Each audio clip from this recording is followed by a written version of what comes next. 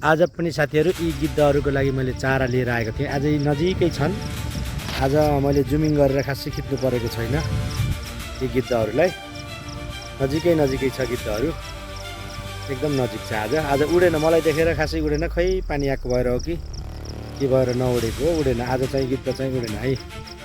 गिद्धहरू नजिकै छन्, मजाले नजिकबाट खिच्ने मौका पाएको छु आज मैले। सबैले पुरा आफ्नो पखेटा हल्लाइरहेछन्। गिद्धहरू सेभ द भल्चर भन्छ साथीहरू, गिद्ध जोगाउँ अभियान। यो अन्तर्राष्ट्रिय स्तरले नै गिद्धलाई बचाउनुपर्छ भनेर राखेको छ, हामी मात्रै होइन। र हामी पनि त्यसको एउटा हिस्सा बन्नुपर्छ। हामी पनि गिद्ध संरक्षण गर्नुपर्छ। नगरपालिकाले यो विषयमा ध्यान दिनुपर्छ। नगरपालिकाले यी गिद्ध जोगाउनको लागि ध्यान दिनुपर्छ भन्ने मेरो भनाइ हो साथीहरू। गिद्ध आज नजिकै गएर गिद्ध पनि 8-10वटा गिद्ध छन् यहाँ यो रुखमा। नजिकै गएर गिद्ध पनि खिच्न दिइरहेछ गिद्धले। एकदम राम्रो दृश्य लाग्छ मलाई, किनभने मैले यो गिद्धलाई चारा पनि ल्याएर हालिदिने कारणले र नजिक आएर खिच्न पाउँदा खुसी पनि लाग्छ। सबै गिद्धहरू आज उडेनन्, एउटा पनि मलाई देखेर उडेन। आज यो बुट्टामा कतिवटा गिद्ध छ भने 1, 2, 3, 4, 5, 6, 7, 8वटा जति गिद्ध छ। त्यहाँ 8वटा जति गिद्ध छ, 8-9वटा जति छ। ल साथीहरू, गिद्ध हेर्नुहोस्।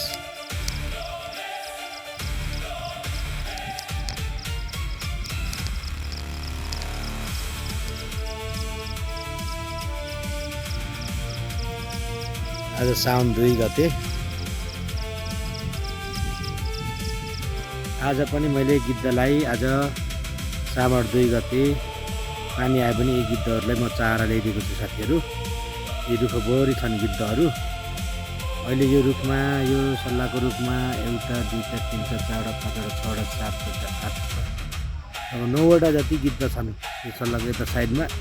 एकले अर्कोलाई छेकेको छ। मैले त्यति राम्रो क्लियर खिच्न चाहिँ पाएन। र साथीहरू, मैले आज पनि चारा ल्याएर यिनीहरूलाई राखिदिएको छु। यी गिद्धहरूको नाम के हो भन्ने कुरा त्यति थाहा छैन मलाई। त्यति गिद्धको विषयमा म अध्ययन गरेको मान्छे पनि होइन। एउटा सेभ द भल्चर गिद्ध जोगाउँ अभियान अब यो इन्टरनेसनल लेभलले ल्याएको छ यो कुरालाई।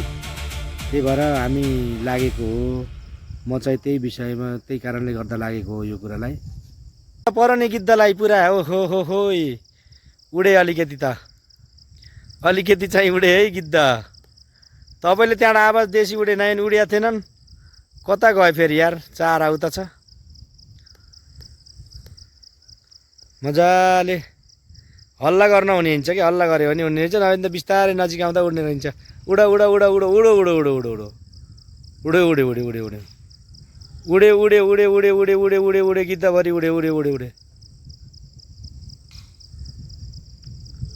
ल ओके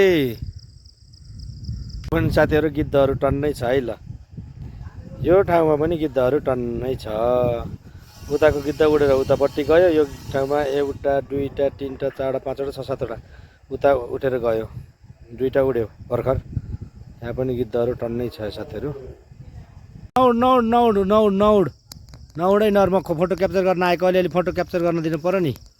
यस्तो ध्यान ल्याएर राखिदिएपछि त फोटो क्याप्चर गर्न दिनु पर्यो नि गिद्धहरू। साथीहरू, म नजिकै आएर खिचेर चाहिँ आज खै उ गरेका छैनन्, कोही उडिराख्ने। गिद्धहरू टन्नै छन् हाम्रो यो क्षेत्रमा। हामीहरूले यिनीहरूलाई बचाउने प्रयास पनि गरिरहेका छौँ। यिनीहरू त आफै बाँच्छन्, त्यही पनि अझै हाम्रो सपोर्ट भयो भने धेरै उ हुन्छ। नौड है। अनि म नजिकै आएर खिचेको छु आज त। आज धेरै टाढा छैन म यिनीहरूभन्दा। आज चाहिँ मलाई देखेर खासै उडेका छैनन् यिनीहरू। अब त चिन्न लागेछन् कि आएर म आज पनि ल्याएर राखिदिएको छु यिनीहरूलाई। हाम्रोमा सुन गिद्ध छ, डङ्गर गिद्ध। यो अलिकति यो उसले चाहिँ दिएन के, कुहिरोले साथीहरू। डङ्गर गिद्ध, गोमायु, के नामको गिद्धहरू छ। तर कुन हो भन्ने कुरा मैले पनि त्यति चिनेको छैन है साथीहरू। गिद्धहरू टन्नै छ है। धेरै टाढा चाहिँ होइन म छैन। अलिकति थोरै जुमिङबाट पनि नजिकै आउँछ। म धेरै टाढा छैन। गिद्धहरू आज उडेका छैनन्।